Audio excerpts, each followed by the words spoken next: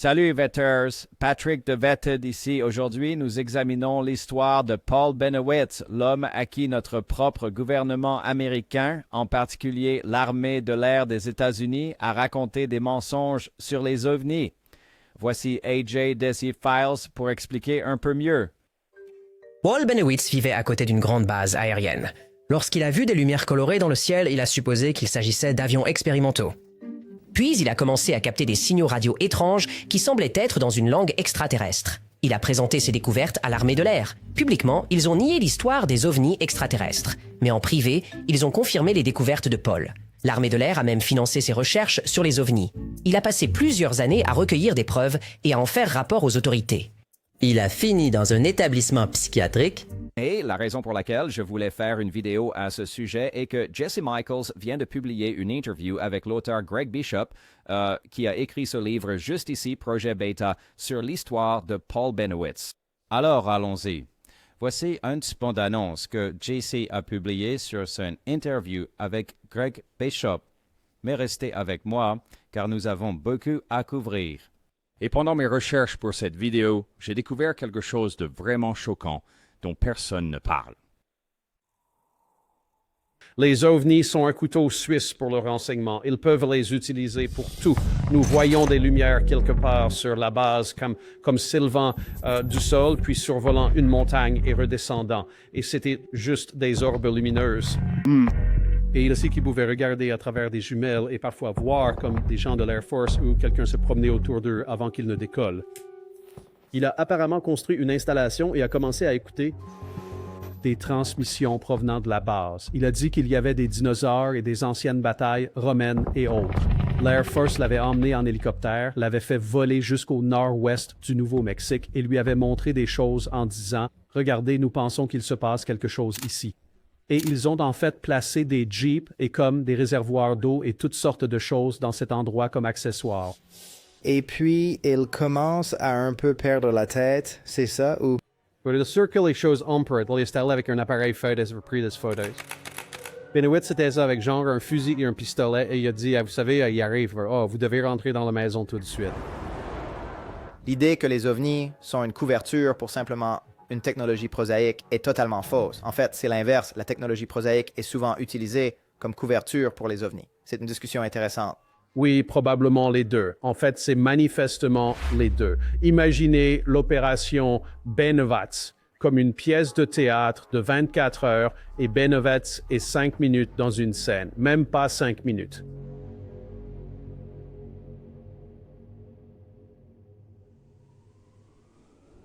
Maintenant, j'ai un extrait spécial que je veux partager de cette vidéo plus tard. Mais d'abord, écoutons encore AJ des Y-Files, qui a fait une vidéo phénoménale il y a quelques années à propos de cette histoire. Je mettrai un lien dans la description, mais cette partie en particulier m'a vraiment marqué. Le Mutual UFO Network, ou MUFON, organise une convention chaque année. En 1989, Bill Moore était l'orateur à cette convention. Et pendant sa conférence, il a admis que le gouvernement américain avait activement diffusé des mensonges sur les ovnis depuis des années. Et il le savait parce qu'il les aidait à le faire. Et c'est Richard Doty. Alors, avec l'Air Force Office of Special Investigations, à la base aérienne de Kirtland, qui est bientôt entré en jeu en tant qu'intermédiaire dans ce processus. Peu de temps après, il est devenu évident pour moi que fournir des informations au gouvernement, par l'intermédiaire de Doty, sur les activités de Paul Bennewitz, à Pro, et dans une moindre mesure, de plusieurs autres personnes, devait faire partie de cette équation. J'ai également découvert que quoi que ce soit dans lequel Bennewitz était impliqué, il faisait l'objet d'un intérêt considérable de la part de non pas une, mais plusieurs agences gouvernementales, et qu'elles essayaient activement de le déconcerter en lui fournissant autant de fausses informations qu'il pouvait en absorber. Il a pratiquement été hué hors de la scène. Franchement, j'ai un peu honte de certaines personnes dans ce public, peu importe ce que vous croyez, ce que vous entendez ou non.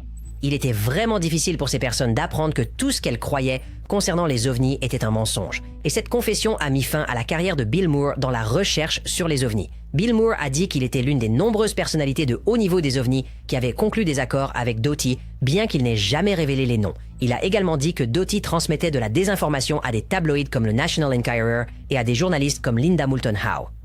La campagne de désinformation développée par l'OSI, de l'armée de l'air, et exécutée par l'agent Richard Doty a été un succès. Il y avait maintenant tellement d'histoires incroyables circulant au sujet des ovnis qu'il était impossible pour la véritable recherche sérieuse de se faire entendre. Un autre objectif de la campagne était de marginaliser les croyants, de faire en sorte que les scientifiques, politiciens et journalistes grand public n'admettent jamais publiquement croire aux ovnis. Les histoires étaient trop folles. Les seules personnes parlant publiquement des ovnis étaient ce que l'on pourrait appeler des allumés de la conspiration marginale. C'est exactement ce que le gouvernement voulait. Mais voilà le truc. La clé d'une campagne de désinformation réussie est de rester le plus près possible de la vérité. Donc, de toutes les informations folles sur les ovnis que Richard Doty a diffusées, combien sont vraies? Eh bien, selon Richard Doty lui-même, presque tout. Je veux dire, cette histoire est absolument folle, non? Vous savez, un monsieur, Paul Benowitz, qui commence à voir des choses à une base militaire juste à côté de chez lui. L'armée, la force aérienne spécifiquement, vient le voir et dit « Oh, vous voyez des choses? Oh, oui, oui. » Ouais, Paul, ouais, tu vois des ovnis, mec, et des extraterrestres. Et voici quelques trucs, et voici ci, et ceci, et cela. Et l'histoire devient folle. Et si tu veux vraiment tout savoir sur cette histoire, il y a un excellent documentaire intitulé Mirage Men que je recommande vivement de regarder, ainsi que la vidéo des Y-Files dont je mettrai un lien, et cette nouvelle interview de Jesse Michaels. Cette trifecta vous donnera toutes les informations nécessaires sur cette histoire, sauf un élément que je révélerai plus tard et que j'ai découvert moi-même. Maintenant, passons à une interview avec Rick Doty, qui est derrière toute cette affaire. C'est lui qui fournit à Paul Benowitz toutes ces informations qui le rendent littéralement fou. Je suis Richard Doty. J'étais affecté en tant qu'agent spécial au Bureau des enquêtes spéciales de l'armée de l'air à la base aérienne de Kirtland. J'étais un officier de contre-espionnage à la base et l'un de mes travaux était de mener des opérations de contre-espionnage à la base. Et pendant mon temps là-bas, lors de mes premiers mois, j'ai été informé d'un programme d'accès spécial impliquant l'enquête et les contacts du gouvernement américain avec les extraterrestres, la visite de ces extraterrestres sur la Terre et l'implication de l'armée de l'air avec ces extraterrestres. Et pendant cette période, j'ai mené des enquêtes concernant pas uniquement le phénomène OVNI, mais ma mission principale, probablement 60% de mon temps, était consacré à cela. Consacré à enquêter sur les observations d'OVNI et toute menace posée par ces extraterrestres sur l'armée de l'air ou les biens liés à l'armée de l'air.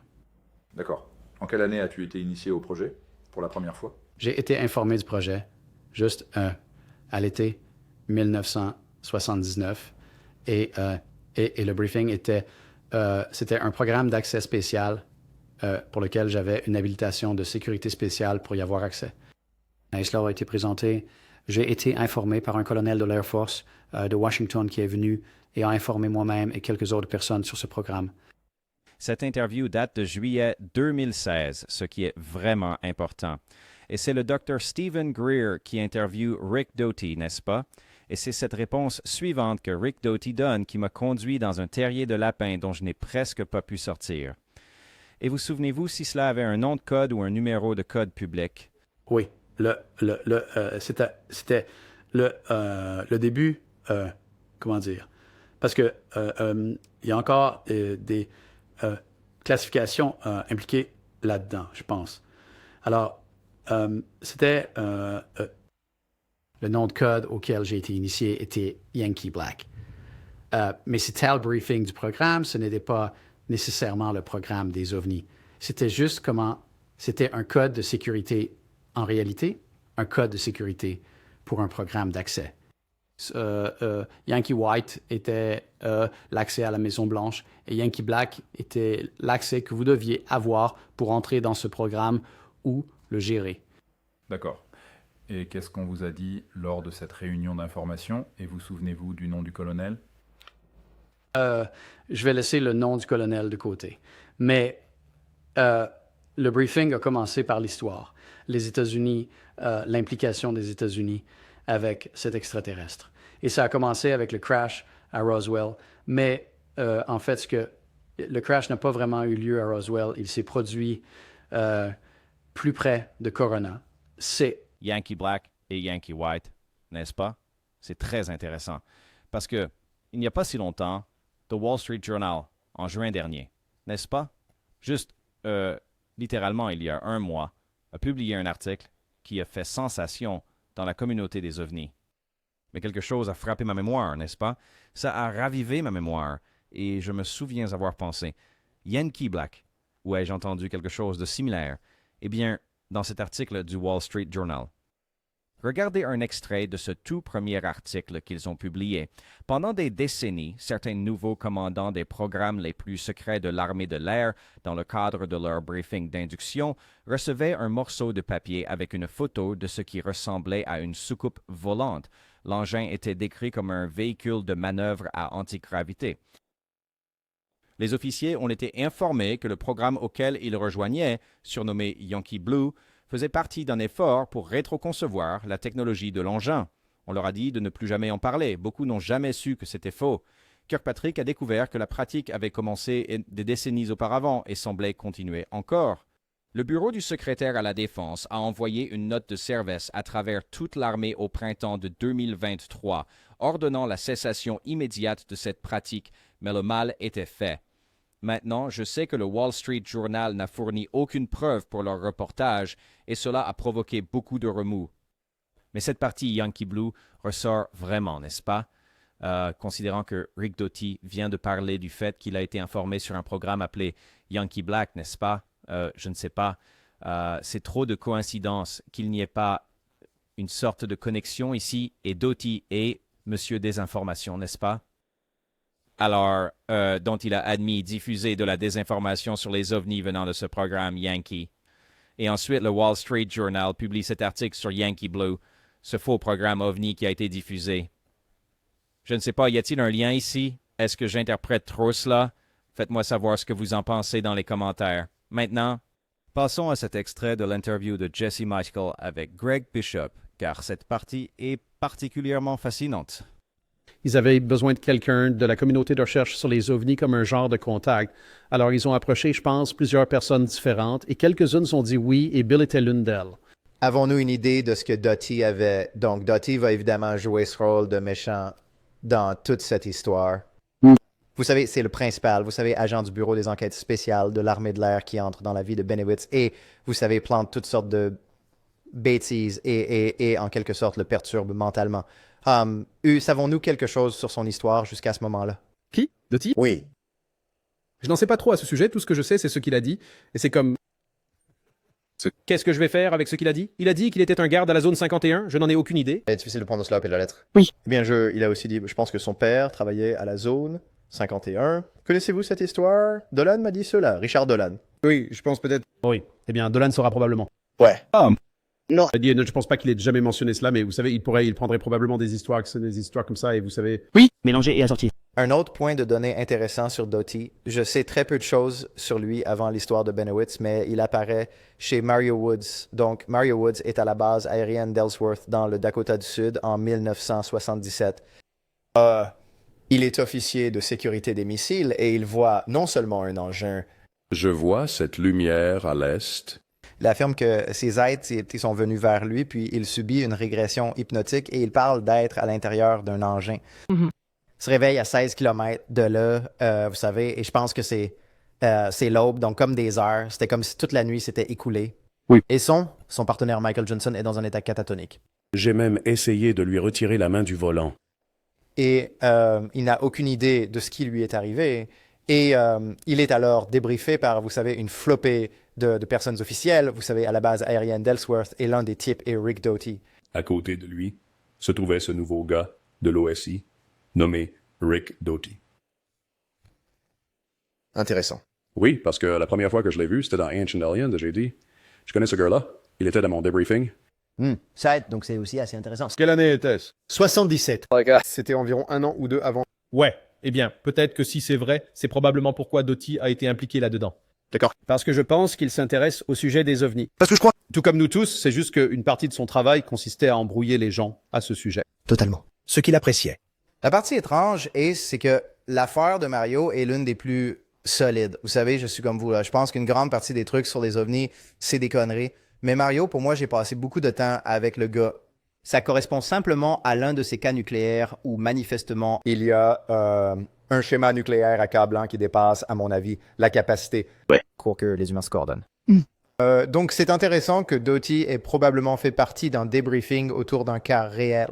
Oui. Et est aussi impliqué dans ce genre de... Oui, ça ressemble. Se faisant passer pour, vous savez, un gars du contre-espionnage dans cet autre cas. Ouais, eh bien, peut-être que quand ce truc est sorti, ils se sont dit, eh bien, soit il a dit quelque chose, soit ce gars sait. Vous savez, c'est juste des spéculations. Ouais. Et apparemment, Rositsky a choisi lui-même toutes ces personnes pour faire partie de cette opération. J'ai demandé plus d'informations à ce sujet une fois et il a dit, eh bien, pense à ça comme un géant. Parce que ce qu'il a dit, c'est que l'affaire Benewitz était un rouage dans une roue géante connectée à un tas d'autres roues géantes que tu ne remarquerais jamais. Et la seule raison pour laquelle c'est remarqué, c'est parce que ces gens de l'UFO en ont fait une grande histoire. Pas que ça ne soit pas, mais vous savez, il y a beaucoup de parties de ce contre-espionnage qui se déroulaient à la fin des années 70, début des années 80, avant la chute du mur de Berlin et tout ça. Que les gens ne connaissent pas, n'est-ce pas? Et la seule raison pour laquelle cela est sorti est parce que cela avait à voir avec les ovnis, donc les gens s'intéressent évidemment à ce sujet. Mais ce qu'il a dit, l'autre chose qu'il m'a dit plus tard, c'était imaginez l'opération Benewitz comme une pièce de théâtre qui dure 24 heures. Oui, c'est comme... Et Benewitz est 5 minutes dans une scène. Même pas 5 minutes. C'est à quel point de l'ensemble. Parce que... quand les passionnés d'OVNI et les chercheurs, etc., entendent parler de cela, ils disent « Oh mon Dieu, c'est tellement important ». C'était comme un petit rouage dans un grand mécanisme qui fonctionnait avec beaucoup d'autres choses pour, disons, voici une autre façon de, vous savez, embrouiller et évaluer les actifs soviétiques. Très bien, merci à tous d'avoir regardé encore une fois. Je mettrai les liens dans la description pour que vous puissiez tout vérifier par vous-même. Surtout cette nouvelle interview de Jesse Michael. Chaque jour est un cadeau, les amis. Peace!